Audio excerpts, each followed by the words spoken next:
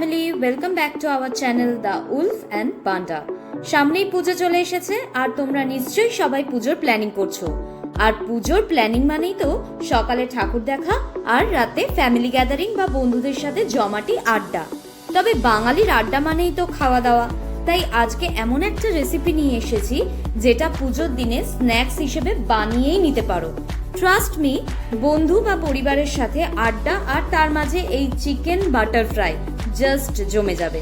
তো চলো ঘরে থাকা অল্প উপকরণ দিয়ে খুব সহজে টেস্টি এই স্ন্যাক্সটা বানিয়ে ফেলি।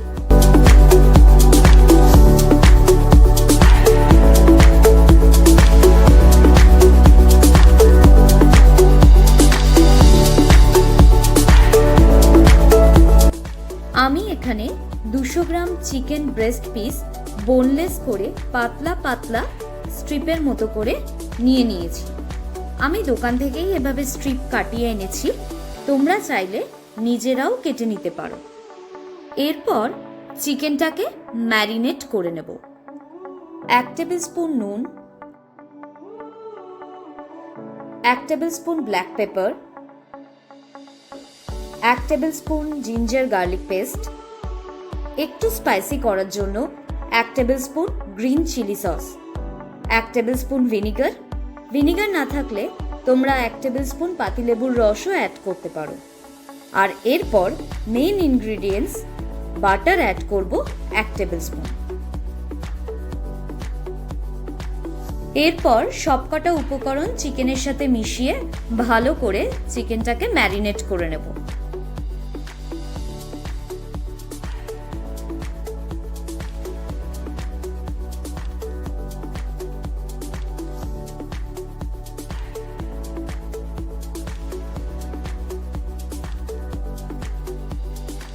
মেশানো হয়ে গেলে ঢাকা দিয়ে এই ম্যারিনেশনটাকে মিনিমাম 1 ঘন্টা রেখে দেব।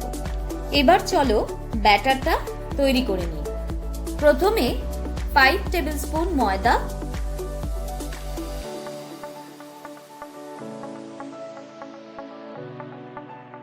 আর 4 টেবিল স্পুন কর্নফ্লাওয়ার অ্যাড করব। 1/4 টেবিল স্পুন নুন অ্যাড করব। নুনটা একটু কম দেব কারণ আমরা বাটার অ্যাড করব, আর বাটারে নুন থাকে তো সেই বুঝে আমরা নুনটা অ্যাড করব। এরপর 1/2 table spoon black pepper, 1/2 table spoon green chilli sauce, 1/2 table spoon ginger garlic paste, 1/2 tablespoon sugar আর 2 টেবিল স্পুন বাটার অ্যাড করব।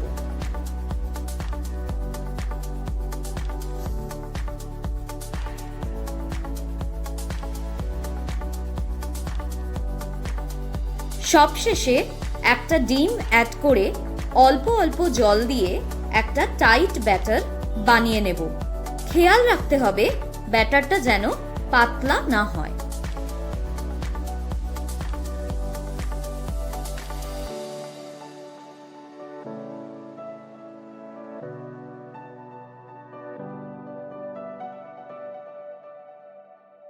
দেখো ব্যাটারের কনসিস্টেন্সিটা এরকম টাইট হবে। এরপর কিছুক্ষণ এটাকে রেখে দেব।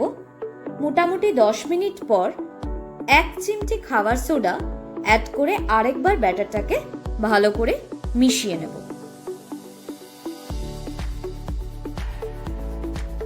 এবার চলো চিকেনগুলোকে ফ্রাই করে নিই। কড়াইতে রিফাইন অয়েল নিয়ে তেলটাকে ভালো করে গরম করে নেব। এবার এই ম্যারিনেটেড চিকেনগুলোকে ব্যাটারে ভালো করে ডুবিয়ে তেলে ফ্রাই করে নেব।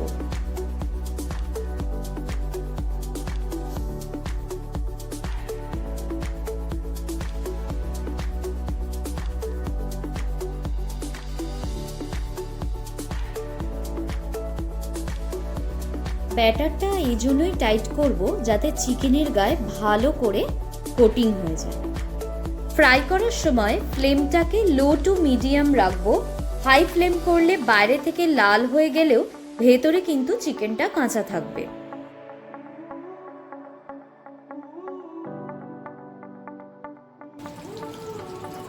একে একে এরকম সবকটা চিকেনগুলোকে ভেজে নেব।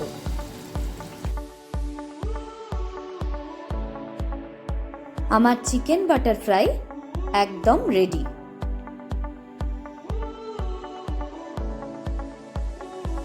অল্প একটু টমেটো কেচাপ আর গরম গরম চিকেন বাটার ফ্রাই আড্ডাটাকে কিন্তু একদম জমিয়ে দেবে। তোমরা কিন্তু অবশ্যই ট্রাই করো আর কমেন্ট সেকশনে জানিও তোমাদের কেমন লাগলো। আর তোমরা কিন্তু একদম লাইক করছো না আমার ভিডিওতে, আজকে কিন্তু বেশি করে লাইক চাই। আর তোমরা নতুন হলে আমার ফ্যামিলিতে জয়েন করার জন্য সাবস্ক্রাইব করে দিও আর বেল বাটনটা ক্লিক করে দিও, যাতে আমি ভিডিও দিলেই তোমরা তার নোটিফিকেশন পেয়ে যাও। আজকের মতো টাটা, আবার দেখা হচ্ছে আরেকটা নতুন ভিডিওতে।